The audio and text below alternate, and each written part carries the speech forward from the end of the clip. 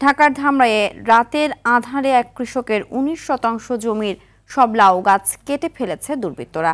এতে দিশেহারা হয়ে পড়েছেন কুল্লাই ইউনিয়নের চর বরদাইল গ্রামের কৃষক আনোয়ার হোসেন।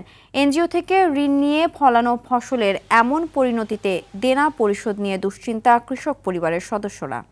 এদিকে রাতের আঁধারে লাউ গাছ কেটে ফেলার এমন ঘটনায় আতঙ্কিত পার্শ্ববর্তী চাষিরাও। আর উপজেলা কৃষি বিভাগ ঘটনায় জড়িতদের দ্রুত আইনের আওতায় আনার দাবি জানায়। পাশাপাশি জড়িতদের বিচার দাবি করেছেন স্থানীয়রা। ৮০,০০০ টাকা কিস্তি উঠাইছি, ৫০০ টাকা আমার দেওয়ান লাগে প্রতি সপ্তাহে। অন জানি কিস্তিটা কিভাবে চালাবো। যদি একটু সহযোগিতা না পাইতো তাহলে আমি খারিয়ে পারুম না।